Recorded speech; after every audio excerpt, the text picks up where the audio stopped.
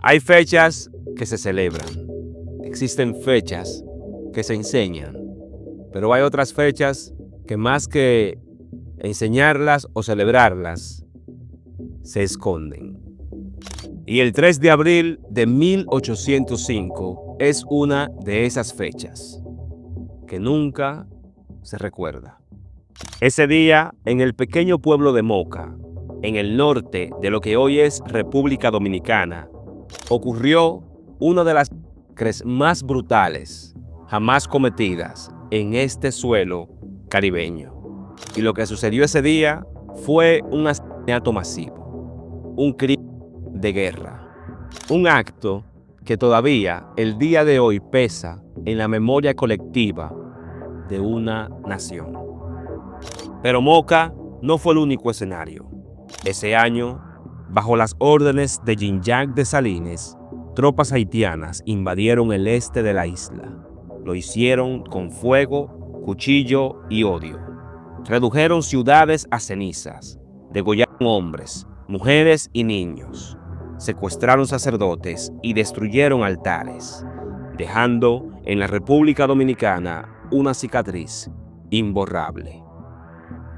Esta es la historia de la campaña de terror de 1805. La historia de cómo Haití intentó borrar a la República Dominicana con sangre y fuego.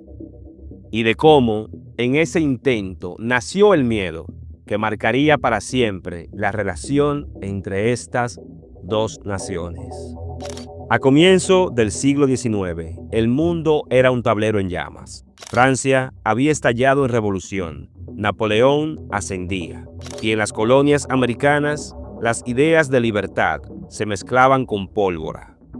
En Haití, la revolución ya no solo era una idea, era una realidad violenta y victoriosa. Después de más de una década de guerra, los esclavos haitianos vencieron al Imperio francés.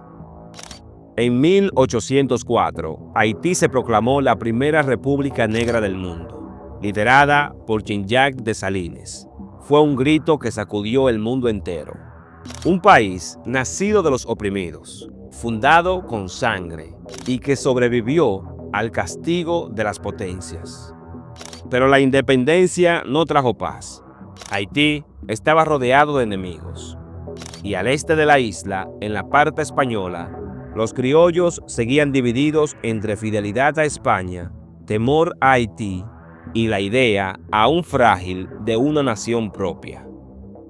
Dessalines no confiaba en nadie, y menos en sus vecinos, que en su visión colaboraban con Francia, por lo que representaban una amenaza constante para él.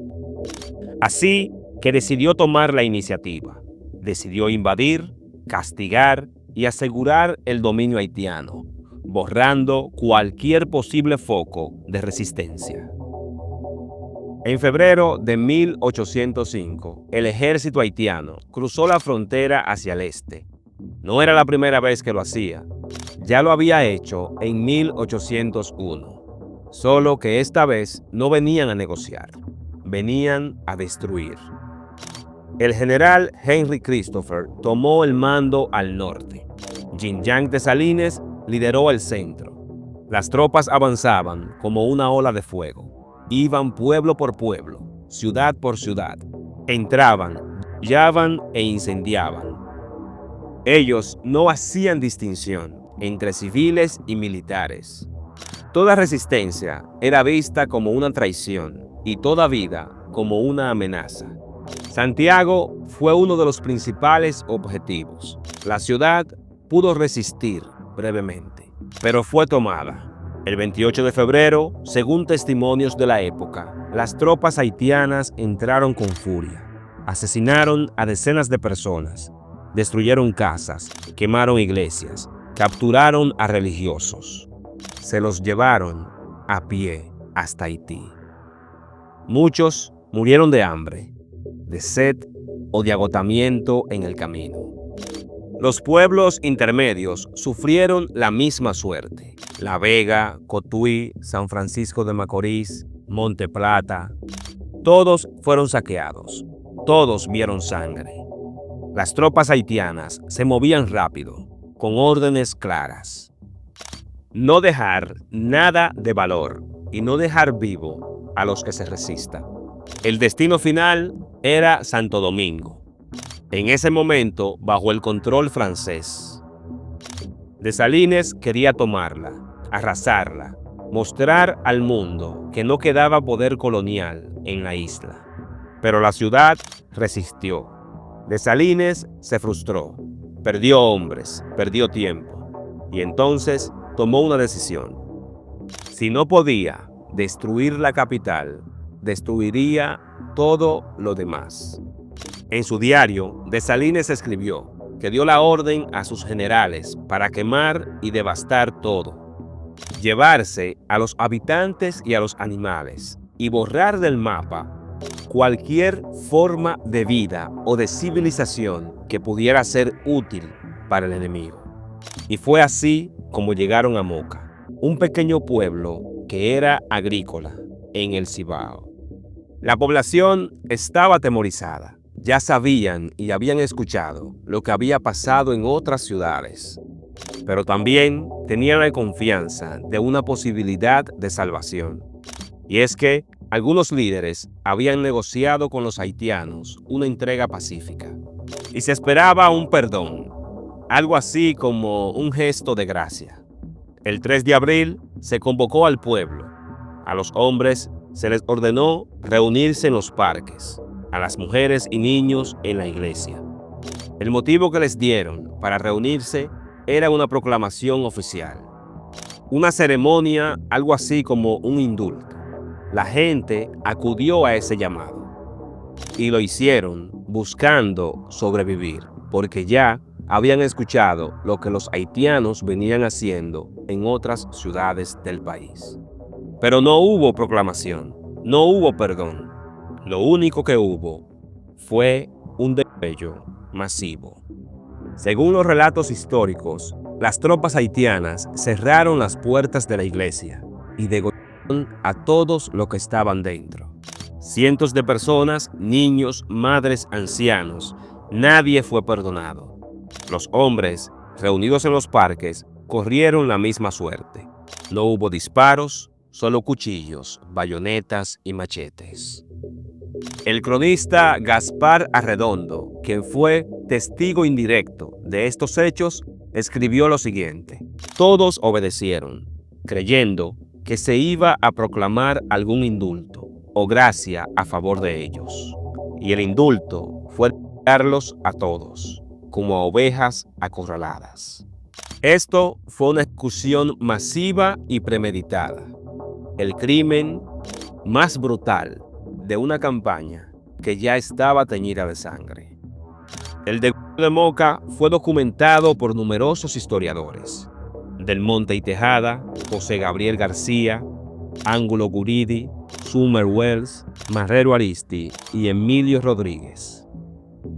Y todos coinciden en lo mismo. Esto no fue una exageración, no fue una campaña, fue un acto de barbarie. Se estima que más de 500 personas fueron asesinadas ese día, una cifra altísima para la población mocana de ese momento, una cifra que, incluso hoy, sigue siendo minimizada. Y la pregunta es, ¿por qué se oculta?